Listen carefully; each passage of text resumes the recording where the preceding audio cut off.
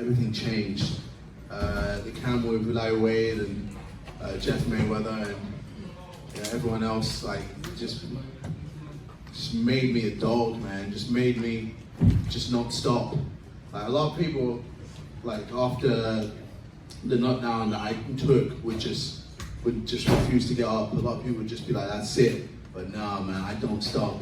I keep going and I keep making sure that I had to win. I had to win.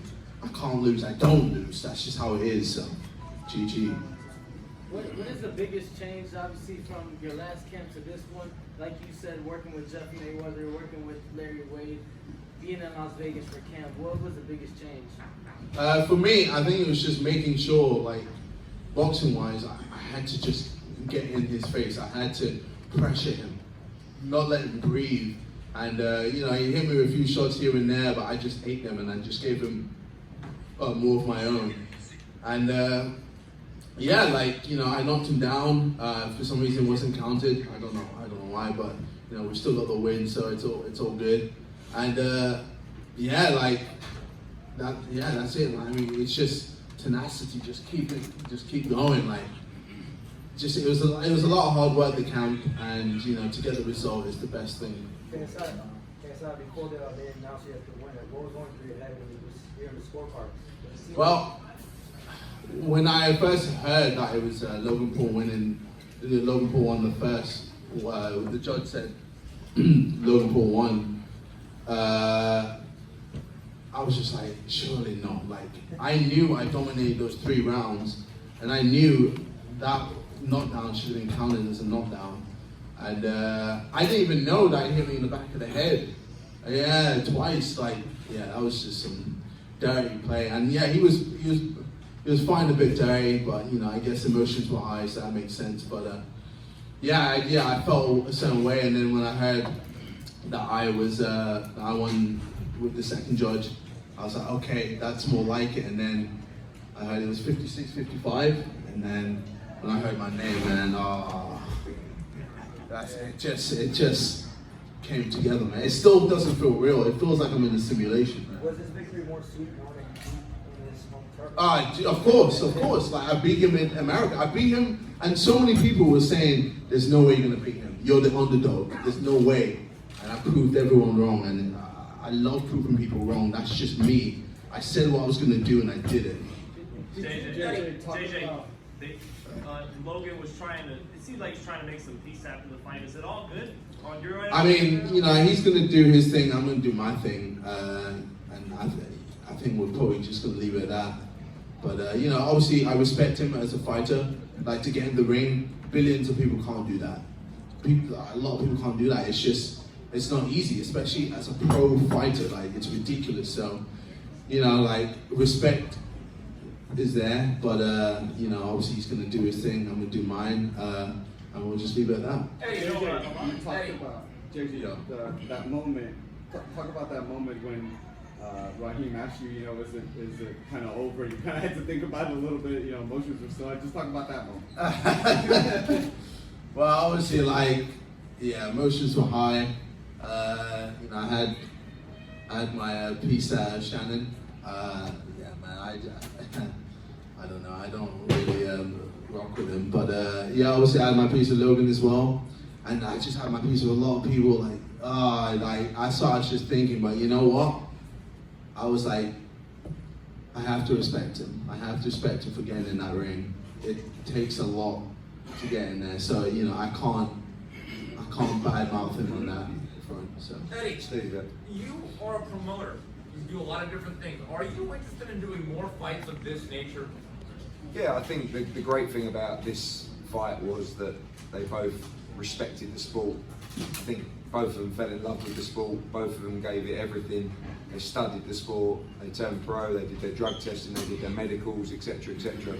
So it's not just a case of, oh yeah, who wants to go in next, And I don't know what KSI is going to do next. Boxing-wise, I've had 6 or 7 of the highest profile people you could find in their fields wanting to fight the winner, which I talked to him about. I gave him that little bit of tease yesterday, and we'll talk more on that with Liam. But for now, it was just a brilliant event, And one thing I'll say is that we wanted to merge the audiences so that the professional, or the long-term professionals could show the new audience what was great about the sport, and it ended up being their fight that showed the audience what was great about the sport, which was heart, determination, will to win, and also respect as well. So my question is then, KSI, you Yeah. say you don't want a third fight, but do you want to continue boxing? I mean, you know, if the right fight is there, then of course I'd take it. Like, you know, I'm gonna be smart. You know, I'm a businessman at the end of the day as well, and I'm not gonna just take random fights that make no sense. I'm gonna take a fight that makes sense, and I'm always pushing the boundaries with everything that I do. So, if there's something that makes me wanna push the boundaries some more, then yeah, I'll do it. Two more questions, guys, and then we'll swap.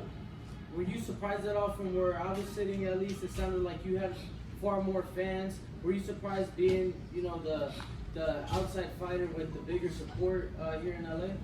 Well, I mean, I know Logan doesn't really have too many fans here. He kind of just has a lot of people that just watch what he does. But yeah, no, I mean, like, it is surprising to see how many fans I had that came to support in America. And I appreciate every one of them. And I know there's a lot of true fans who've had my back from day one that knew that I was going to get the result, and I did. So. And KSI, what was the difference between you winning tonight and Logan coming up short? Was you talked before the fight about you studied Sean Porter, you know the guys Muhammad Ali fought. Was it that IQ, or was it skill, or was it will? I mean, it was a bit of everything. Like, I was in that ring. I was just thinking. Okay, how am I going to break Logan down? He likes to jab, so I was like, okay, let me feint him. Just draw him out, try and draw out the jab. I had to close him down. Give him no space, aim to the body a lot because he likes to lean back whenever I come to attack. And I had a few looping shots because I knew it would connect. With a few shots, I got a bit eager, and I kind of let my emotion get the best of me. But I stayed calculated, and even after he hit me with that uppercut, I just have that will, man, to keep going. That's just it. So a bit of everything, man. Just a bit of everything. KSI, how would you assess Logan's power? It's weird. Like, when he hit me, in the first 3 rounds, it didn't really affect me. I was actually alright. Like, it wasn't the most powerful thing that I've ever received. Like, Vidal's hit me harder, for sure.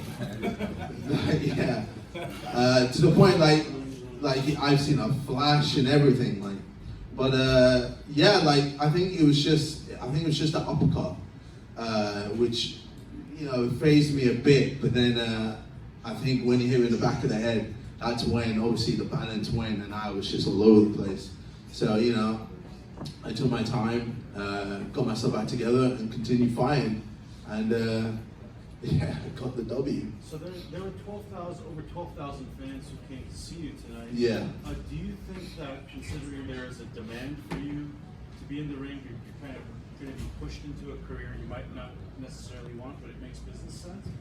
I think for me, like, I do enjoy it. Like, it's hard. It is hard. Trust me. Like, whoever tries to get into boxing, it is not easy. Like, you can't skip. You can't just cheat boxing. You have to do it properly, and you have to not take shortcuts. But